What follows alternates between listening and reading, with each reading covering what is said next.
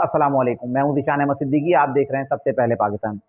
कल 17 दिसंबर और इमरान खान साहब जो है कल लिबर्टी चौक पर फिर जो है एक जलसे से खिताब करेंगे और इमरान खान साहब सरप्राइज़ देने आ रहे हैं। वही सरप्राइज़ जो इमरान खान साहब इससे पहले भी अपने मुतअद्दिद जलसों में और 26 नवंबर को ख़ास तौर पर वो एक सरप्राइज़ देने आए थे। लेकिन सरप्राइज़ क्या, और उनके उस सरप्राइज़ ने तो उनकी अपनी ही पार्टी के लोगों को जो है परेशान कर दिया। वो आए थे इसे हुकूमत को घर भेजने के लिए, लेकिन वो तो अपनी हुकूमत उलटने की बात करके चले गए और असेंबलियाँ तहलील करने की बात करके चले गए।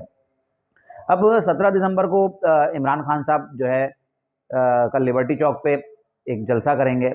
और पहले मैं बता दूँ, लिबर्टी चौक तो एक छोटी सी जगह है, कोई बहुत बड़ी जगह नहीं है। लिबर्टी चौक पे अगर चंद हज़ार लोग भी आ जाएं तो ऐसा लगता है बहुत बड़ा मजमा है। तो अब क्या वजह है कि इमरान खान साहब लिबर्टी चौक पर जो है ये जलसा कर रहे हैं? क्या इमरान खान साहब के पास अब जो है मेन पावर नहीं है, या लोग अब इमरान खान साहब के जलसों में और उनके रैली और प्रोग्राम्स में आने के लिए तैयार नहीं है? तो बहरहाल वो तो कल लिबर्टी चौक पे जब इमरान खान साहब का ये जलसा होगा उस पर पता चल जाएगा कि इमरान खान साहब के साथ अब जो है कितने लोग इमरान खान साहब के साथ खड़े हैं। अब इमरान खान साहब कल क्या फ़ैसले करेंगे?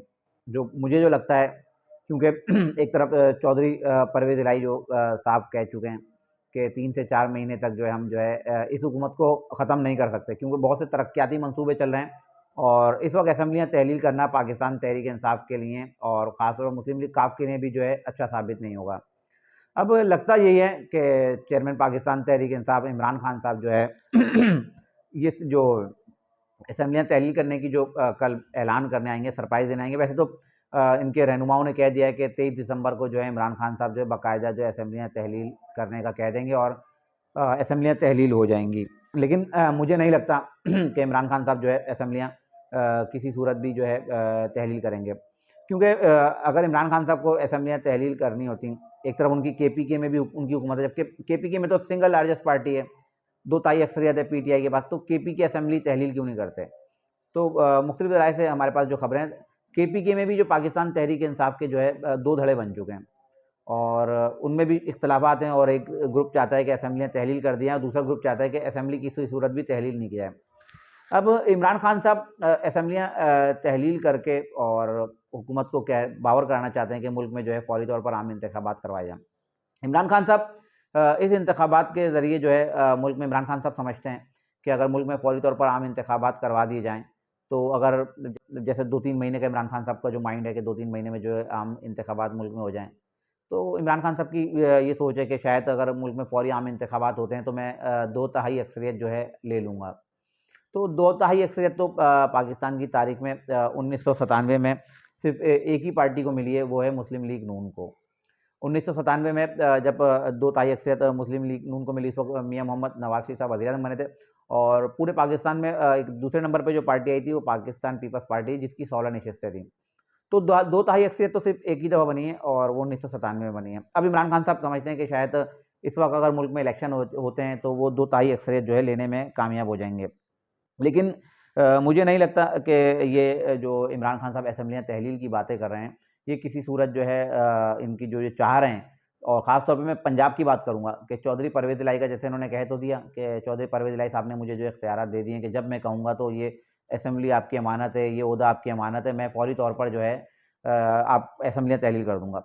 एक तरफ इमरान खान साहब अपने लोगों से मुलाकात कर रहे हैं और मशावरत कर रहे हैं असेंबलियाँ तहलील करने की। तो दूसरी तरफ वज़ीर आला पंजाब चौधरी परवेज़ इलाही क्या वारदात डाल रहे हैं। वज़ीर आला पंजाब चौधरी परवेज़ इलाही जो है एक तरफ इमरान खान साहब को इजलास कर रहे हैं और बातें कर रहे हैं कि मैं असेंबली तहलील कर दूँगा 23 दिसंबर को, 20 दिसंबर को मैं 17 से शुरू होऊँगा, 20 को थोड़ा मैं इनको वार्न करूँगा और 23 को मैं जो है असेंबलियाँ तहलील कर दूँगा। लेकिन दूसरी तरफ पंजाब के वज़ीर आला चौधरी परवेज़ इलाही जो है 726 अरब के जो है इश्तिहारात जो है मुख्तलिफ़ अखबारात को दे रहे हैं। ये इश्तिहारात 726 अरब के जो इश्तिहारात दे रहे हैं वो मुख्तलिफ़ तरक्याती कामों के लिए मुख्तस रकम की गई है, उसके इश्तिहारात दे रहे हैं। तो इससे साफ वाज़ेह पैगाम जाता है कि अगर असेंबलियाँ तहलील 1-2 दिन में अगर आपकी प्लानिंग है कि 1-2 दिन में आप असेंबलियाँ तहलील करने जा रहे हैं, तो आप अरबों रुपए के इश्तिहारात अखबारों में क्यों दे रहे हैं? यकीनन आप नहीं चाहते कि असेंबलियाँ तहलील हो और आप चाहते हैं कि जो हमने जो 726 अरब रुपए जो मुख्तस हैं तरक्याती कामों के लिए, इस पे हम काम करें ताकि जब आइंदा हम इलेक्शन में जाएँ, क्योंकि अब मुस्लिम लीग काफ को तो पता चल गया है कि पाकिस्तान तहरीक इंसाफ के साथ आगे क्या होना है। तो अब मुस्लिम लीग का अब अपनी सियासत और बचाना चाहती है। वो चाह रहे हैं कि मुझे जो मौका मिला है वज़ीर आला बनने का, तो क्यों ना मैं जो है पंजाब में जो है कुछ तरक्याती काम करा कर चला जाऊँ। कुछ पाकिस्तान तहरीक के इंसाफ के एमपीएस को भी परवेज़ इलाही साहब ने जो है कायल कर लिया है कि आप जो है मेरा साथ दें और मैं आपके हलकों में काम कराऊँगा। जब तरक्याती काम होंगे, आइंदा इलेक्शन होंगे, तो आपका भी मुँह होगा, आप जो है वोट माँगने के लिए जो है आराम से जो है अवाम में जा सकते हैं। इसके अलावा एक सदर पाकिस्तान आरिफ अलवी की भी जो है परवेज़ इलाही साहब से मुलाकात हुई। बहुत से लोगों का ख़्याल शायद ये था कि शायद सदर पाकिस्तान आरिफ अलवी शायद परवेज़ इलाही से शायद असेंबली जो तहलील करने के मामले में मुलाकात की है।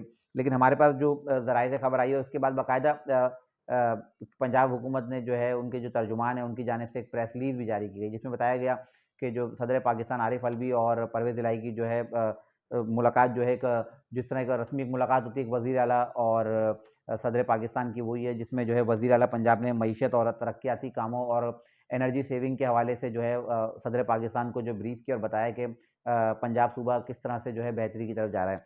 तो उसमें भी कोई असेंबली तहलील की कोई बातें नहीं की गई हैं। अब जबकि दूसरी तरफ सुप्रीम कोर्ट ऑफ पाकिस्तान ने भी जो है अब कहना शुरू कर दिया है कि क्या वजह है कि पंजाब में किसी ब्यूरोक्रेट्स को काम नहीं करने दिया था। कोई भी आईजी जो 2 से 3 महीने से ज़्यादा रहता नहीं है। इसके अलावा एसएसपी, एसपीज़ और डीआईजीज़ को तो काम करने ही नहीं दिया जा रहा। हाथ-पाँव बाँध के तो क्यों उनसे काम लिया जा रहा है? अब अदालतें भी अब ये बातें करने लगी हैं और उन पर जवाब तलब किया जा रहा है कि उससे पंजाब में जो है ब्यूरोक्रेसी को जो है काम क्यों नहीं करने दिया जा रहा है। अभी इमरान खान साहब पे जो सबसे बड़ी जो तलवार है, जो मैंने बताया था पिछले व्लॉग्स में भी बताया, जो इमरान खान साहब को सबसे ज़्यादा परेशान कर रही है, वो तोशाखाना जो केस है उनका, वो सबसे ज़्यादा इमरान खान साहब को जो है परेशान कर रहा है और उसमें इमरान खान साहब की नाअहली हो सकती है। क्योंकि इलेक्शन कमीशन ऑफ पाकिस्तान ने जो है इलेक्शन कमीशन एक्ट 137 और 165 और 170 के तहत जो है इन्होंने जो है इमरान खान के खिलाफ जो है एक मुकदमा दर्ज किया था, जिसमें जो है इमरान खान साहब ने जो तोशाखाना से जो तहफ़ लिए थे, उस पे फ़ौजदारी मुकदमे की जो इलेक्शन कमीशन ऑफ पाकिस्तान ने जो है दरख्वास्त की थी। अगर ये केस साबित हो जाता है तो इमरान खान साहब को जो है 3 साल कैद और 5 साल के लिए इमरान खान साहब जो है नाअहल हो सकते हैं। अब दूसरी तरफ जो है फ़र्रुख हबीब का भी एक बयान आया, जिसमें उन्होंने कहा कि इमरान खान साहब ने जो है तोशाखाने से जो तहफ़ लिए थे, उसकी बाकायदा इमरान खान साहब ने कीमत अदा की और इमरान खान साहब का जो है हक़ था।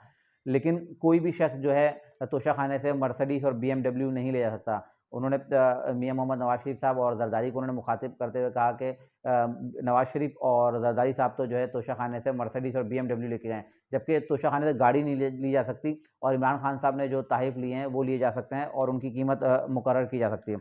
इसके अलावा एक जो सबसे अहम खबर है वो है फैसल वाडा की, कि फैसल वाडा ने जो है इमरान खान साहब को जो है क्लीन बोल्ड कर दिया है।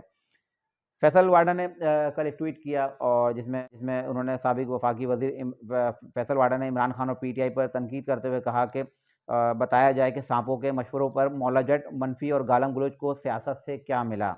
ट्विटर पर अपने बयान में उन्होंने कहा कि नाअहली सर पर है, अगर पंजाब असेंबली गिरानी है तो बार बार तारीख क्यों दी जा रही है और केपी के क्यों की असेंबली क्यों नहीं तोड़ी जा रही।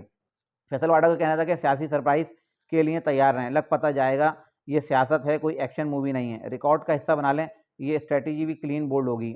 एक और ट्वीट में उन्होंने कहा कि वो उम्रे की अदायगी के लिए सऊदी अरब जा रहे हैं, उम्रे की अदायगी के बाद कुछ दिन बैरून मुल्क रहेंगे। फैसल वाडा का कहना था कि तब तक कुछ सरप्राइज़ जैसा मैंने कहा है वो हो चुके होंगे और मैं खुद भी मज़ीद सरप्राइज़ लेकर वतन वापस पहुँचूँगा। अब फैसल वाडा साहब का ये ट्वीट और ये बयान यकीनन किस तरफ निशानदही कर रहा है। तो लगता ये है कि फैसल वाडा भी जो है अब इमरान खान साहब को जो है क्लीन बोल्ड करने के लिए तैयार हैं और फैसल वाडा अब जो इससे पहले जो जब ये हकीकी आज़ादी मार्च की जब इमरान खान साहब ने जब ये नवंबर में शुरू किया था, सॉरी अक्टूबर में शुरू किया था कि दोबारा से हकीकी आज़ादी मार्च का इन्होंने शुरू किया था, अपने काफ़िले इन्होंने रवाना किए थे, उस वक्त फैसल वाडा मीडिया पे आया और उन्होंने एक प्रेस कॉन्फ्रेंस की थी और उन्होंने कहा था कि इमरान खान साहब के लॉन्ग मार्च में मैं जो है खून देख रहा हूँ। तो यकीनन अब फैसल वाडा का ये दूसरा अटैक है और उन्होंने कहा कि अब मैं आऊँगा और बहुत से सरप्राइज़ दूँगा। अब ये सरप्राइज़ क्या हो सकते हैं? फैसल वाडा जब बैरून मुल्क जो गए हुए हैं और उम्रे पे गए, जब वहाँ से वापसी आएँगे, तो वो सरप्राइज़ वो साथ लेकर आएँगे।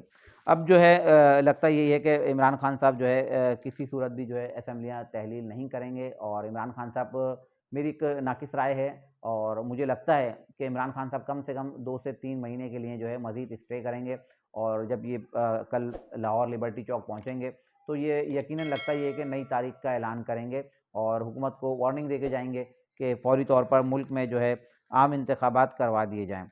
इसके अलावा केपी के अभी मैंने बताया केपी के में भी 2 ग्रुप बन चुके हैं और मेरे को केपी की असेंबली भी अब जो है टूटती हुई या तहलील होती हुई नज़र नहीं आ रही।